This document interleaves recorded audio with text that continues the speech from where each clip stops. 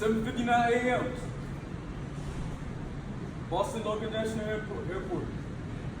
A flight leaves and is headed for Los Angeles. Above the flight are 81 passengers, 11 flight members, and 5 hijackers. 7:14 a.m. Flight 11 leaves Boston Logan National Airport. Above the flight are 60 crew members, 9 hijackers, and 11 crew members. 8:20 a.m. American Airlines Flight 77 departs from Dulles International Airport in Washington, D.C., bound to Los Angeles. The plane is carrying 6 crew members and 58 passengers, including 5 hijackers. Before boarding, 3 terrorists set up the metal detectors when going through security, but all passed subsequent inspection.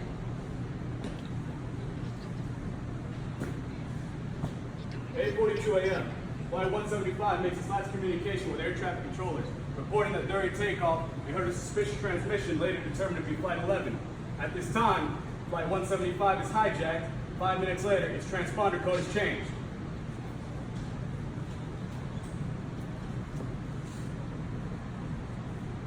8:46 a.m. Flight 11, hijackers from Flight 11 fly into the north building of the World Trade Center in New York City. The impact occurs between buildings, between floors 93 and 99. The impact instantly kills hundreds, including all those on board. Immediately, first responders are sent to the scene.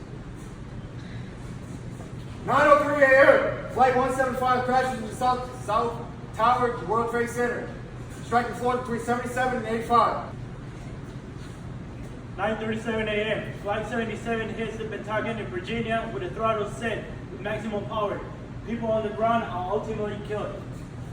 9:59 a.m. The South Tower collapses. 10 a.m.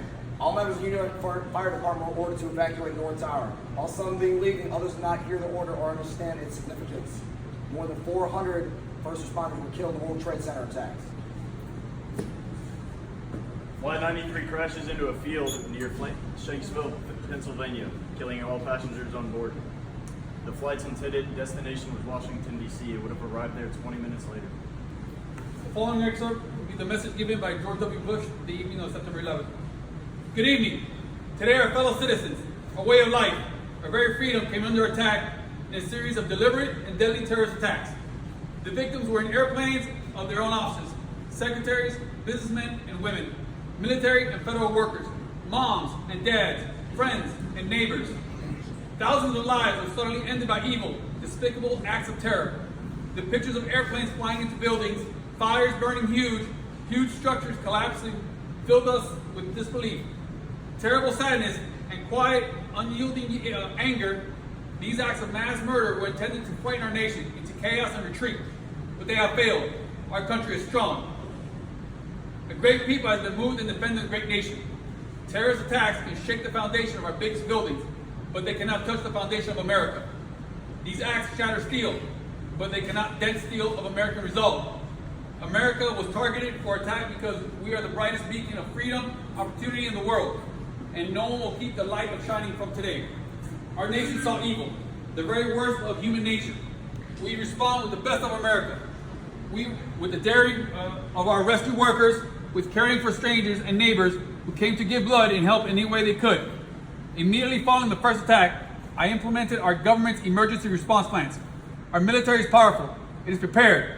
Our emergency teams are working in New York City and Washington, D.C. to help locate rescue efforts. Our first priority is to get help to those who have been injured and to take every precaution to protect our citizens at home and around the world from further attacks. The functions of our government continue without interruption. Federal agencies in Washington, which had to be evacuated today, are reopening for essential personnel tonight and will open for business tomorrow. Our financial institutions remain strong, and our American economy will be open for business as well. The search is underway for those who are behind in acts of evil.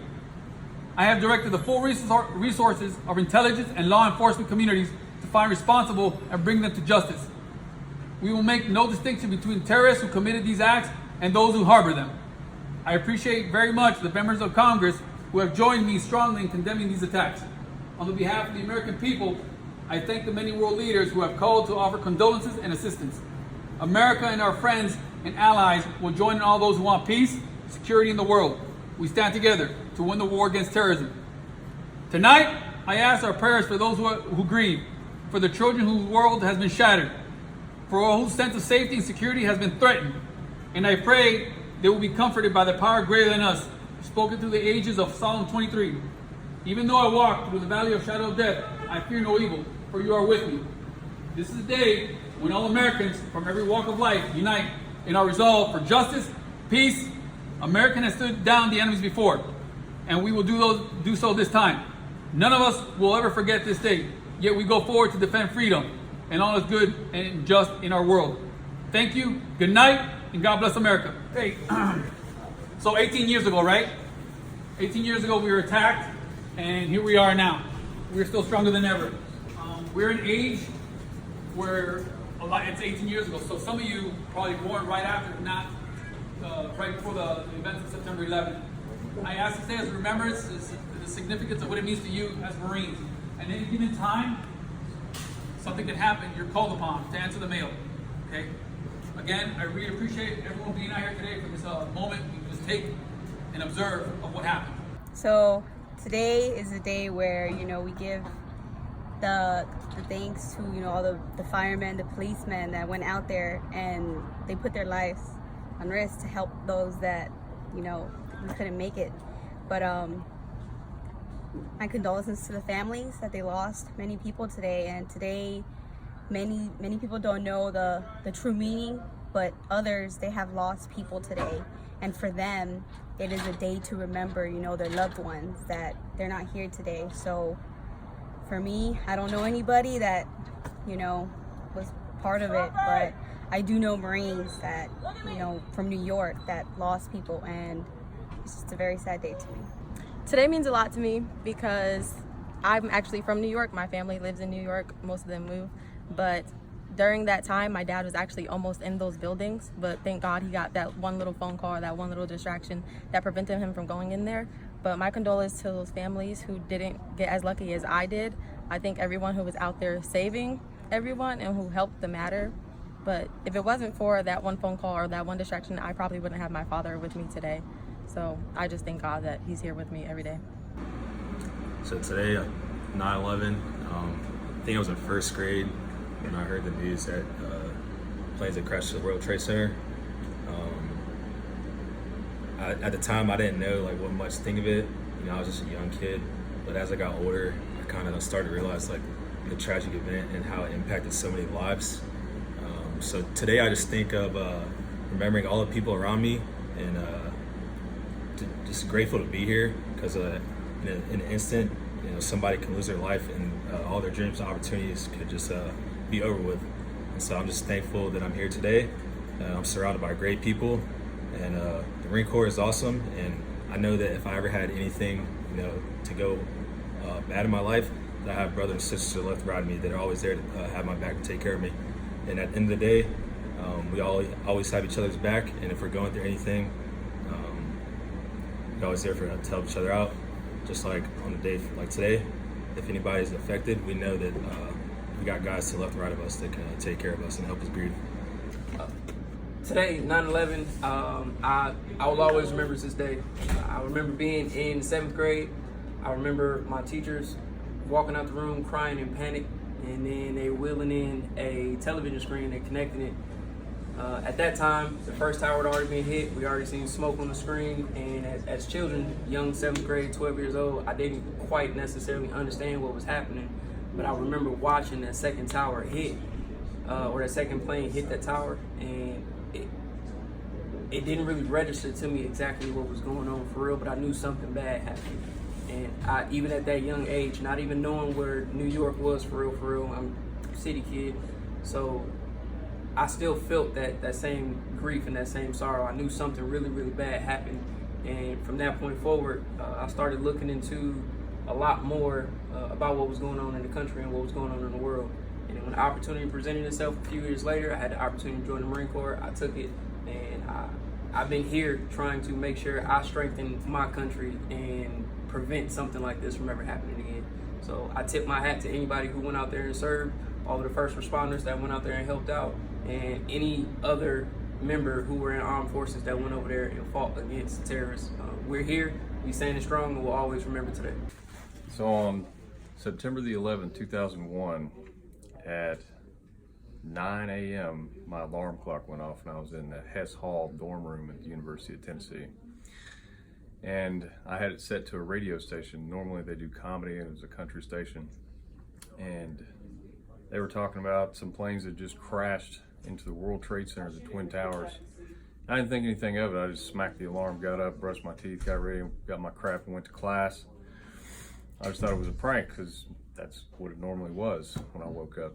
I started going to class, and I was walking across the quad, and there was a sea of people out there, and then all of a sudden everybody stopped at the same time. It was the most eerie thing because everybody's phone started ringing at the same time, and it was at that moment I knew something was going on. So that's where I was, and what it meant to me was I couldn't even believe that somebody from outside the United States put an attack on the United States, and it was right then and there I decided that after I graduated from University of Tennessee that I was joining the military. It just so happens I ended up in the greatest branch of all, in the United States Marine Corps. So 2001, September 11, 2001, I was in 5th grade. I remember the first jet crashing into the building. We had TVs in the classroom, and the teacher turned it on. My dad was in the military. We were on Camp Lejeune, and I was just like, I know this means my dad's possibly going to war. What that means to me today, for everybody that we lost at that time, the war that we fought, my condolences go out to the family. But this is why I joined the Marine Corps, to help in times like that. So what it means to me is, it's kind of like one of the reasons too that I actually joined, like seeing like civilians actually like take charge and try to help out like other people that were in danger. Like they didn't care if they were in uniform, they didn't care if who it was, they just wanted to help everybody else, and that's kind of why I wear this uniform too. And I feel like right after 9/11, I saw on Facebook post that 9/12 actually people became more Americanized. They actually try to buy like American flags and hang it up because we were all like trying to help each other. We didn't care about what color it was, like, or what nationality or what age. We all came together and try to help each other out. So so thank you for watching the video. Remember, take a minute today to reflect, if you can, to remember those we've lost, those first responders, those firemen, those EMT, and those policemen and women.